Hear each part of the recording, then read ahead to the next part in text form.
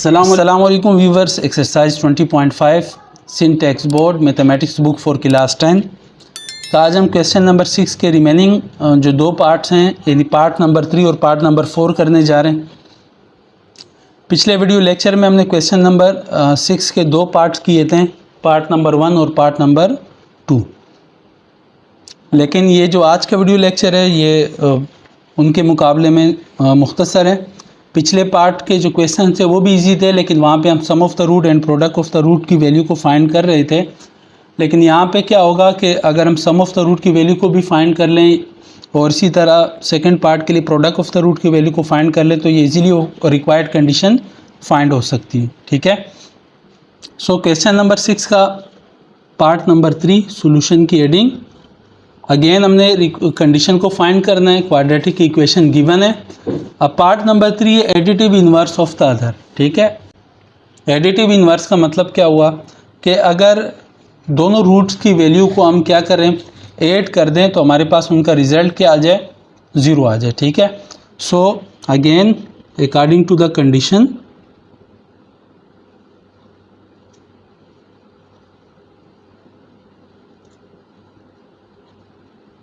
Condition क्या है, हम राइट कर लेते हैं कि beta is equal to minus alpha. ठीक है। आप यू भी राइट कर सकते हैं alpha is equal to minus beta. ठीक है। यानी सम ऑफ द रूट यानी अल्फ़ा प्लस बीटा, जब मैं इन दोनों को ऐड करूंगा तो मेरे पास रिजल्ट 0 आ जाएगा। ठीक है। इसी तरह हम इसको कहते हैं एडिटिव इन्वर्स। ठीक है। अगर एक की वैल्यू अल्फ़ा है तो दूसरी की वैल्यू माइनस अल्फ़ा होनी चाहिए। अगर एक की वैल्यू बीटा है तो दूसरी की वैल्यू माइनस बीटा होनी चाहिए। तो additive inverse of the other, यहाँ पे रूट हमें नहीं बता रहे कि अल्फ़ा जो है वो माइनस बीटा के बराबर है या बीटा माइनस अल्फ़ा के बराबर है, तो हमने खुद से अज्यूम कर लिया है कि बीटा क्या है, माइनस अल्फ़ा है। ठीक है। So sum of the root की वैल्यू को फाइंड कर लेते हैं।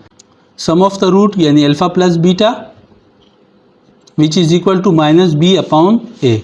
और यहाँ पे हमारे पास जो वैल्यू है, जो गिवन क्वाड्रेटिक इक्वेशन है, वहाँ पर ए की वैल्यू ए ही है और बी की वैल्यू बी और सी की वैल्यू सी है। ठीक है। स्क्वायर का जो कोफिशिएंट होता है वो ए होता है और एक्स का जो कोफिशिएंट होता है वो बी और जो कांस्टेंट होता है वो सी।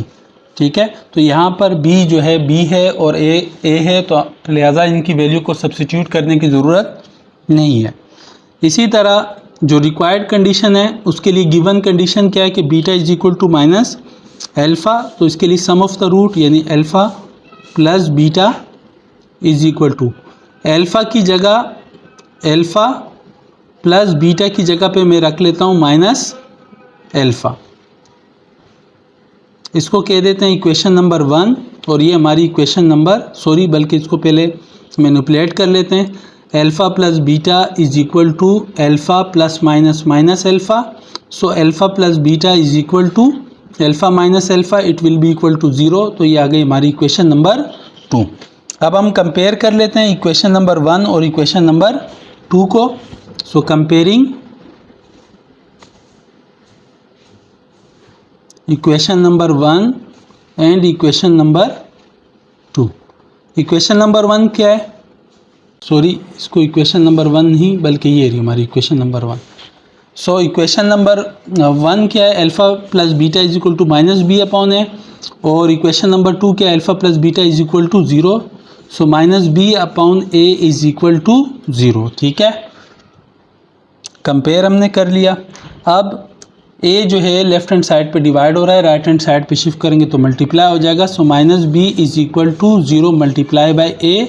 सो minus B is equal to 0 and it can be written as कि b इज इक्वल टू 0। अगर हम बोथ साइड मल्टीप्लाई कर दें -1 के साथ तो b का माइनस कैंसिल हो जाएगा और 0 मल्टीप्लाई होगा -1 के साथ तो अगेन 0। तो ये आ गई हमारे पास required equation, required condition for question number 6 part 3। अब हमारे पास लास्ट पार्ट है, पार्ट नंबर 4। और कंडीशन गिवन क्या है, multiplicative inverse of the other.